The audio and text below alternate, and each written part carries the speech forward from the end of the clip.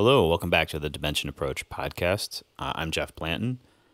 Just a heads up, I'm editing kind of my story, going to re-release it as just a single episode, so there aren't kind of these unnecessary cliffhanger endings at parts of it.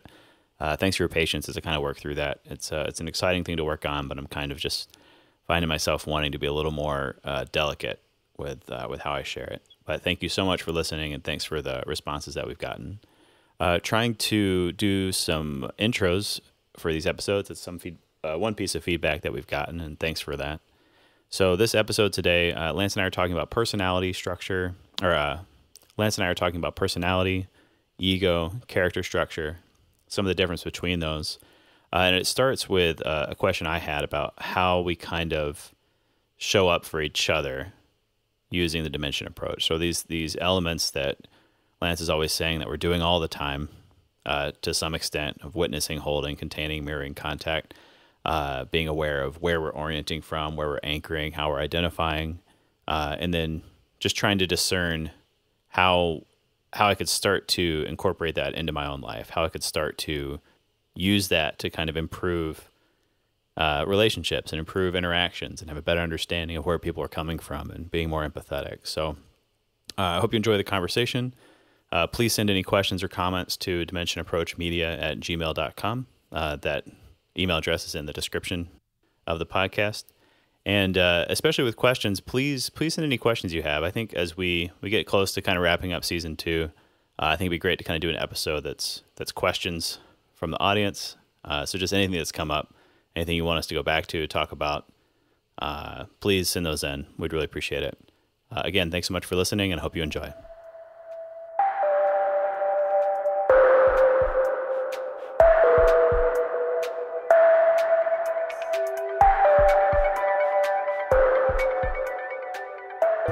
In these same ways that like you can try to help yourself, is there part of this is like how you show up for other people? What's helpful in that situation?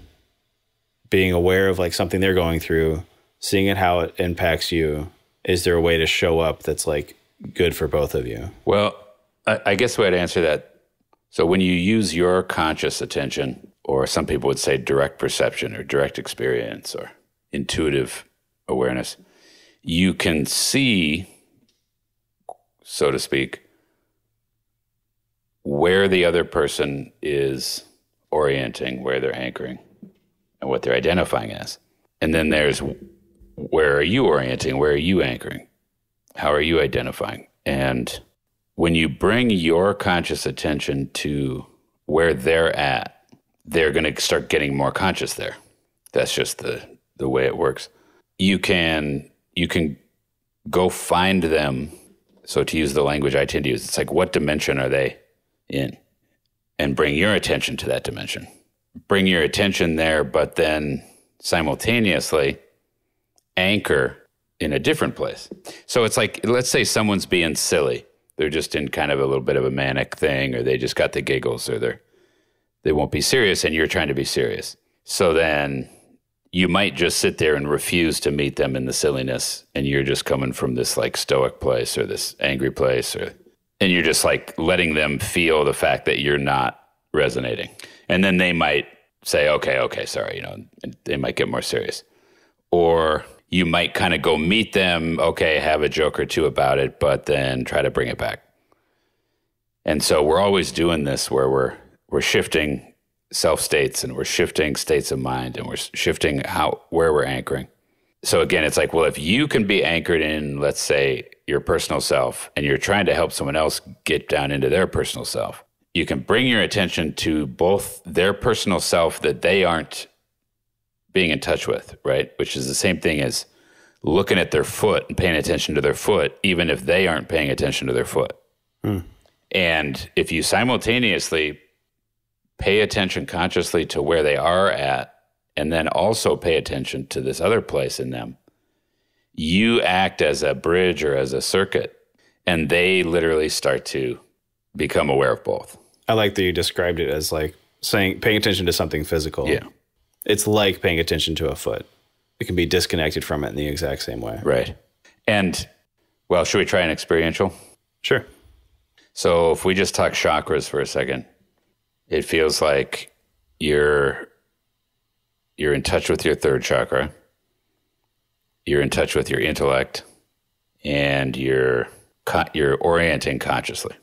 Now, when I say that, it's to a certain degree, et cetera, et cetera. Don't ask any follow-up questions about it. Exactly. So I'm seeing that, feeling that, intuiting that. And can I ask a question before we get too far into it? Because I think part of what you just... Right after you said don't ask any follow-up questions. Yeah. Those of me and my conscious attending.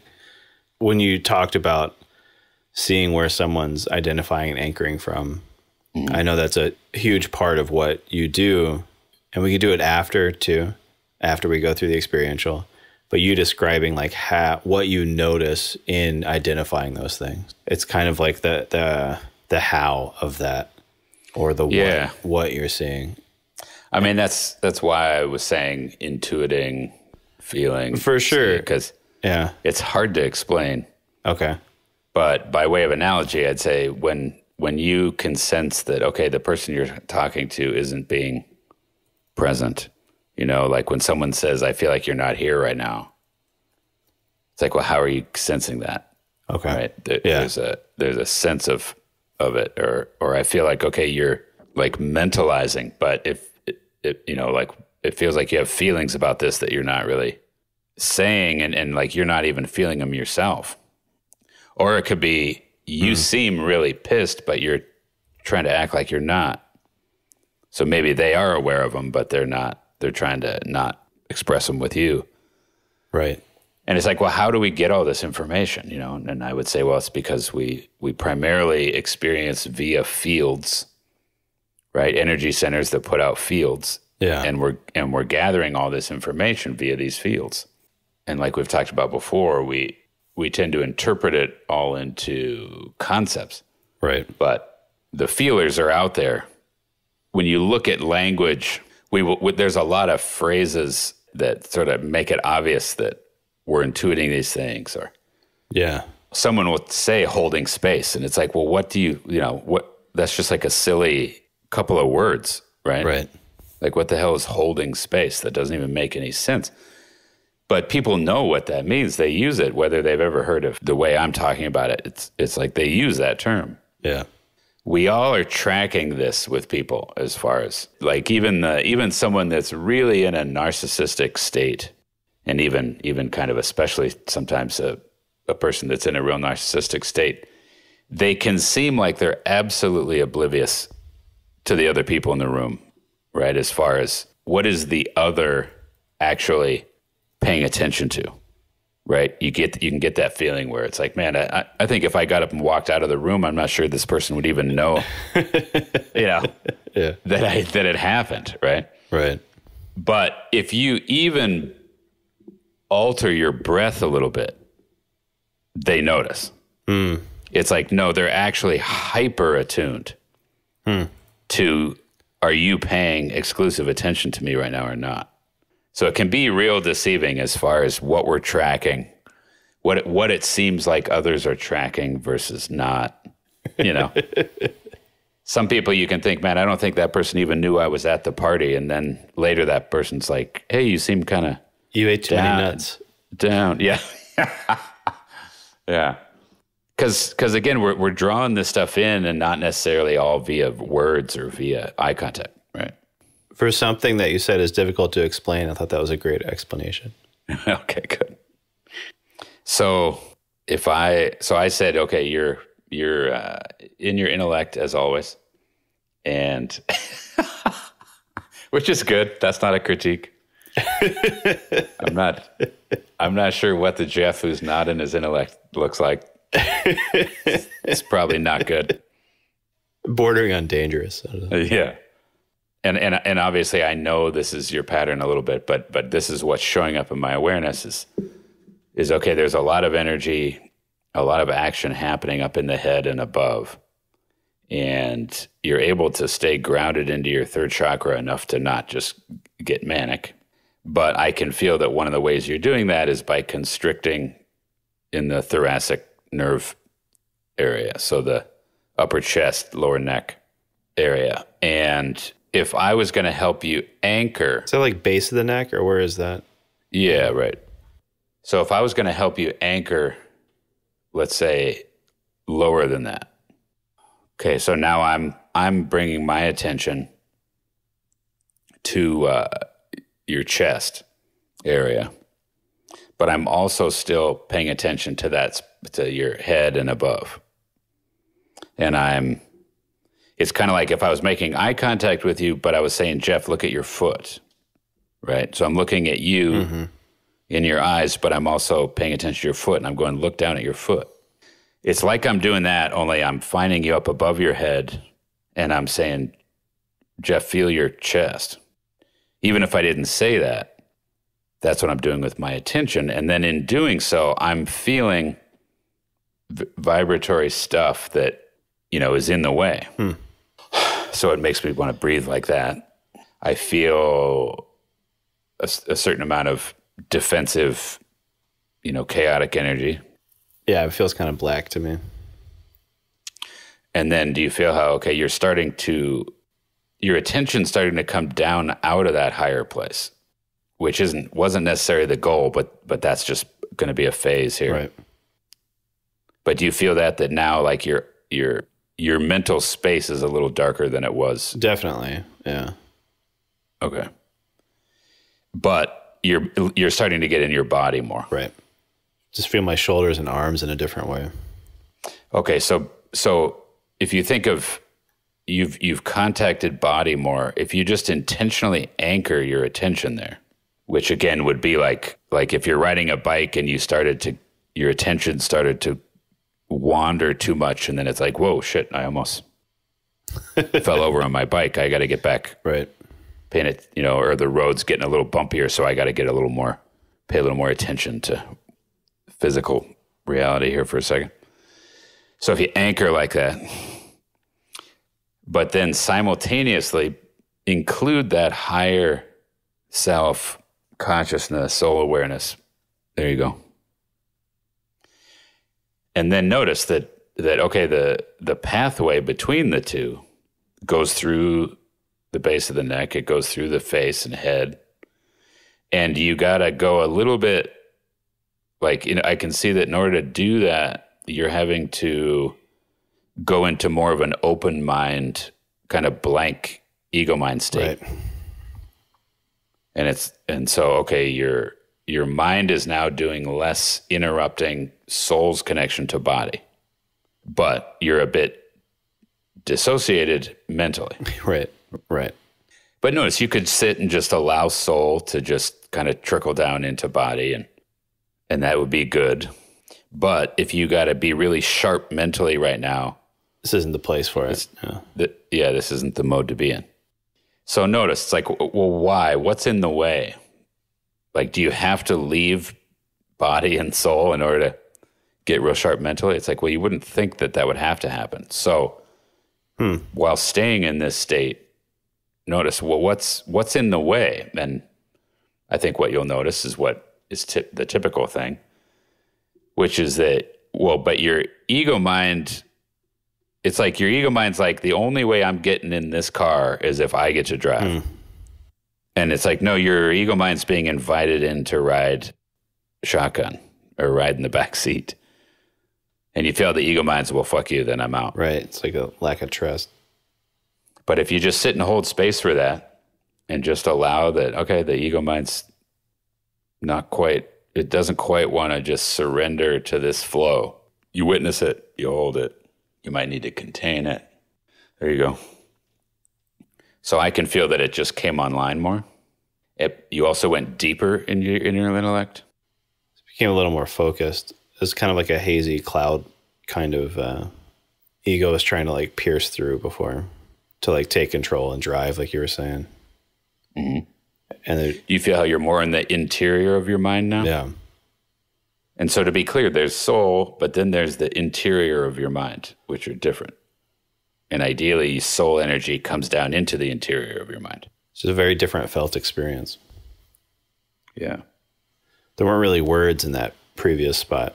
It was hard to talk about what was going on, or harder. So you feel how that deeper space in your mind, there's just deeper truth there.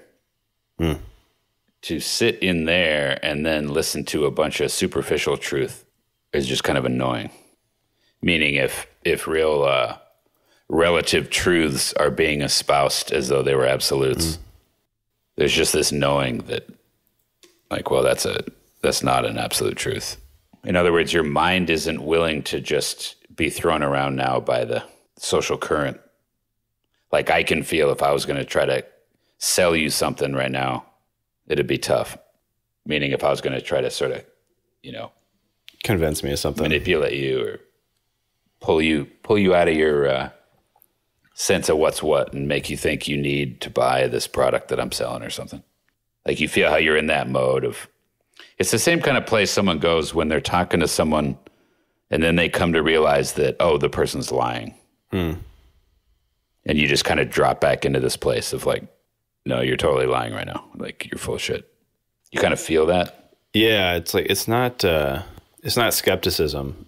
It's no, it's a knowing, isn't it? Yeah, I mean, I kind of want to say the word boundary though. Like, it feels like there's it's like acceptance that it's not true, or like that whatever's being presented isn't true, but it's not like a judgment of that.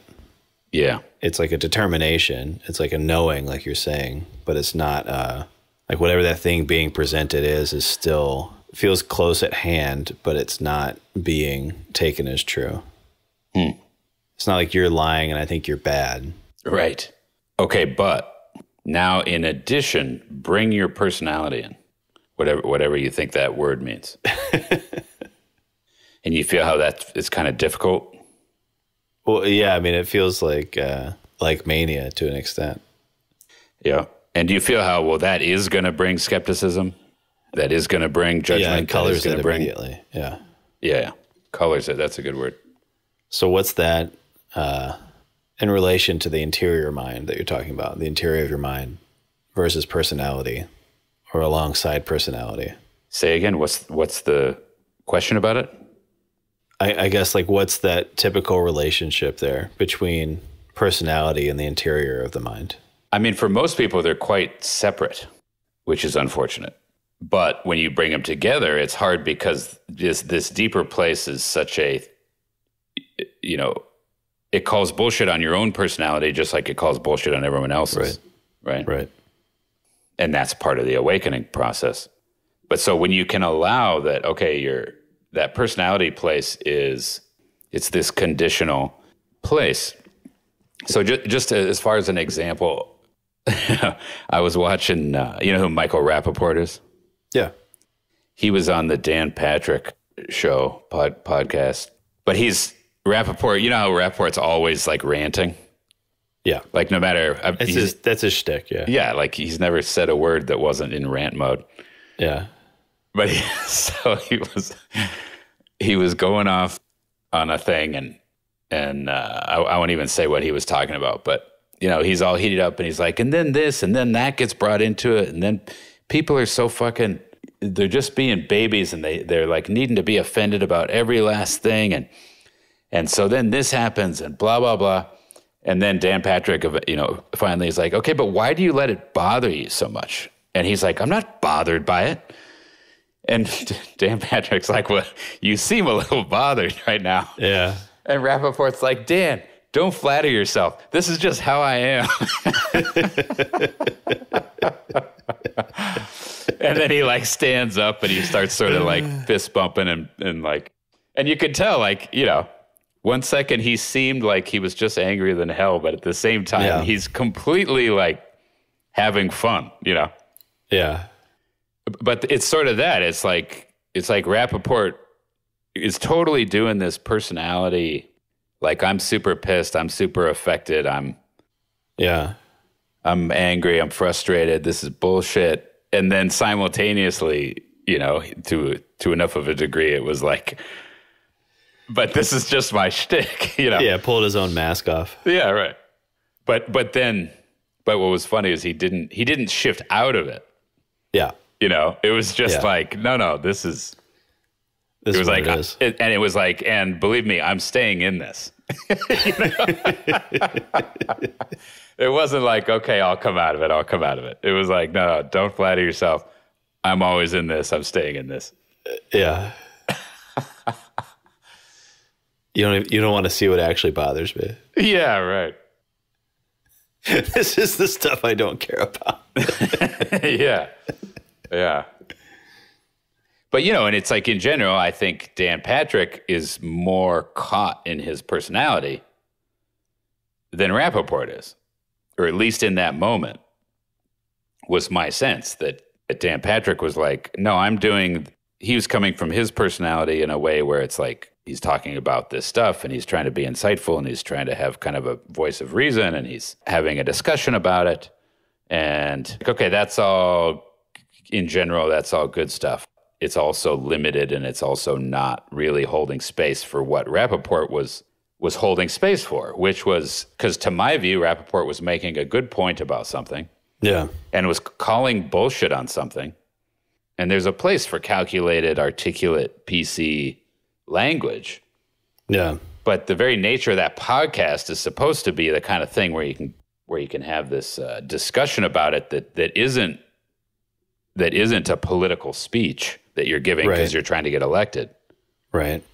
But I like people going on there that aren't doing that kind of, so then he and them kind of run into each other. Yeah. And it's like, okay, so he's holding this affective space of like, it's crazy and it's bullshit and it's angering and it's like not okay. Yeah. And Dan Patrick's like, but why do you let it bother you? And it's like, fuck you. It is one response that you could have. It's like, fuck you, Dan. Like, come off you're so above this. Because I think you probably agree with him in general, but you need to walk this certain line. Right. And you're going to say, why does it bother you? Which is to sort of downcast Rappaport that he's like being immature about it. And it's like, no, I think he's actually being more honest, more open, more mature, and more willing to fucking speak about it. Yeah.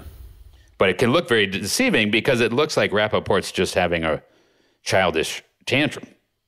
Right.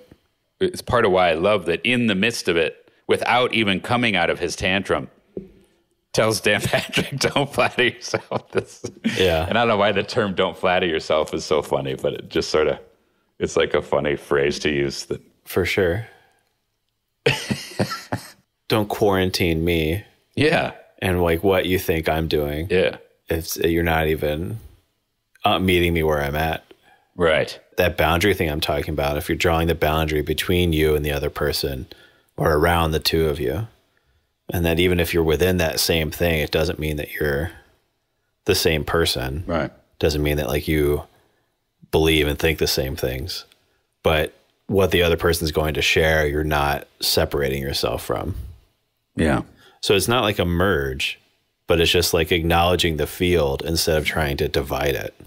Yeah. And that bringing it back to like, what are the terms that we were, because you were talking about latency. Yeah. This idea of for example, collapsing a field into a waveform, right? My understanding in quantum physics, you have this quantum state field, but there's a thing that can happen that has something to do with like two things with a similar wave frequency or amplitude or something. Something happens that causes a collapse into a waveform. In quantum mechanics, wave function collapse occurs when a wave function, initially in a superposition of several eigenstates, reduces to a single eigenstate due to interaction with the external world. This interaction is called an observation. So at some point I read that. I don't know what the fucking eigenstate is, but when I first sort of heard the idea and then I looked it up and read that probably, again, it was one of those things where it was like, oh my God, that's exactly how I see it energetically. Yeah. That there's this observation or a perception, an interaction with the external world. One of the things a person's mind can do, like I was talking about grounding the other day, is it can collapse it into a single eigenstate and go, oh, okay, it's this. And it's like, okay, maybe that's a thing you can do. You're saying certain stuff, and then I go, oh, okay, Jeff is a X. It's like, well, then I've collapsed it into a waveform in my mind. Wow. Jeff's an asshole, or Jeff's a genius, or Jeff's a racist, or Jeff's really tired right now, or, and these are just ideas, concepts. Pretty accurate. But it's like, okay, or not. Like, it's not an absolute truth. Right. And so Dan Patrick going, yeah, but around all that stuff, why can't we just do it? Let's not compare them. And how about let's not be frustrated and let's just like not compare them? And it's like, all right, well, that's a certain concept, but it's literally an intellectual defense. Yeah. Which is to just take the stuff and make it a certain concept, and then that's it. And now all the ambiguity, all the doubt, all the various options and various views go away because it's this. Yeah. And it's like, well, why do we do that? Well, one of the reasons is because to not do that, you're left in this, you're left with this chaos. You're left with ambiguity and openness and doubt and there you can't grab. And so it can just leave you in anxiety unless you can, for example, ground in your conscious mind, because your conscious mind has no problem with that open field. Right. And then to bring that personality thing and the way I'm using personality is it's like personality is like a character. When you go to play a video game and it's like, okay, well, which little icon are you? Right. And it's like, well, you're that, like I've said before, like you sit down to play Pac-Man. It's like, well, here's the deal, Jeff.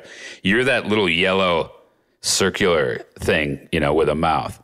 And then you're going to move around this maze and you can't let those little ghost things get you. And boom, you can go right into it. And suddenly you're having like intense emotions because holy shit, the thing almost got you. Yeah. Right. Yeah. And it's like, well, what's happening? It's like, well, you've done a thing in your mind where you're now that character. Because I've talked about the difference between character and personality in psychology. And I'm talking about personality right now. But when you use the video game, the idea would be that little Pac-Man is your personality. Mm-hmm. The way you play Pac-Man, how aggressively, how fearfully would be your Jeff's character, right? What I'm getting at is we do this in our mind. You watch a movie and you identify with a character, and then you're like, okay, and we don't usually have this thought in our head, but we're like, okay, I'm that guy, or I'm her, or I'm that dog, or I'm right.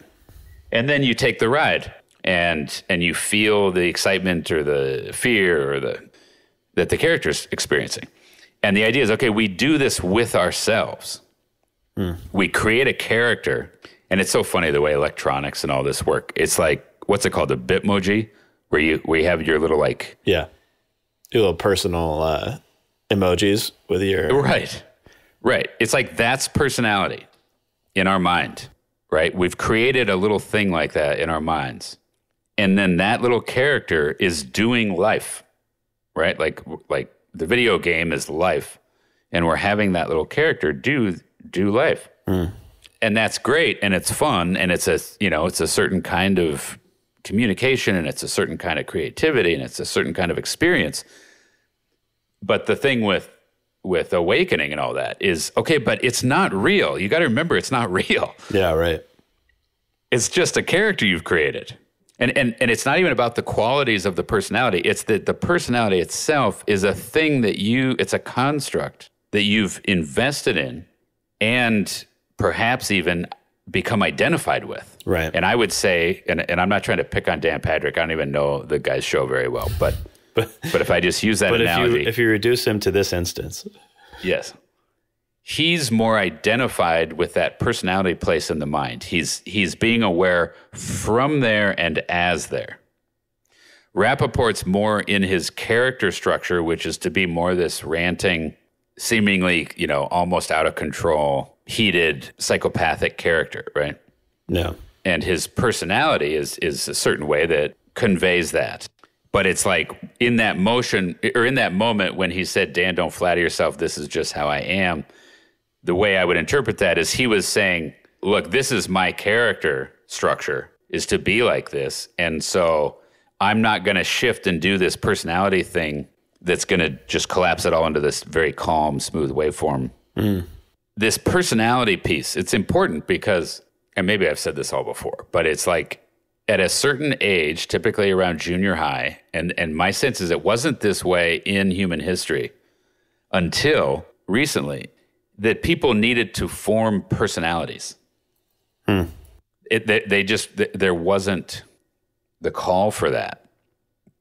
But now, if I just talk about the individual lifespan, when someone gets to junior high, approximately, the awareness of the kids shifts, and you become aware of yourself as an object, right? Mm-hmm. You develop self-reflective awareness, and you see yourself as an object, and you don't just want to see yourself as a gorilla that has certain characteristics. In other words, meaning just that subjective affective experience. You create this objective thing, right? So this object. Just like if you're, it's like a branding. It's like if you're starting a company, it's like, all right, let's brand this. Right. What's our logo and what's our... I mean, people even talk about it that way. Yeah. And we do this and we create this thing, and that's how we start interfacing with the world from that. And of course, again, to a fault, you start interfacing with yourself from that. That's where you get into this idea of personality typing, which is different than character defense structure. And I'm saying that personality type is a developmental thing that happens. It's an organization that happens after character structure happens. And our world became personality driven at a certain point in human history. Just like in an individual's history, at a certain age, they become personality driven. And as I've said before, in today's society, every last human is on the hook to be a personality. And our media, for example, does this personality-oriented worldview. So we're in the cult of personality is a relatively new thing, as I understand it. There's been this progress where today, no matter what your socioeconomic class, there's a certain amount of space held for you where, like, hey, you are a self, you are a person. You're not just a cog in a machine. You're not just a slave. You're not just a worker. Right. And there's a certain freedom in that, which is great, but it also opens up a lot of possibilities. Yeah, and it's a recipe for anxiety and depression because the person starts thinking, oh my God, I got to be a personality. I can't just orient to a structure here that feels stable and supportive and leads me. I'm suddenly on the hook in the universe to try to create myself. Right. Which is, and it's a false creation. If you want to learn more about the Dimension Approach, please visit dimensionapproach.com.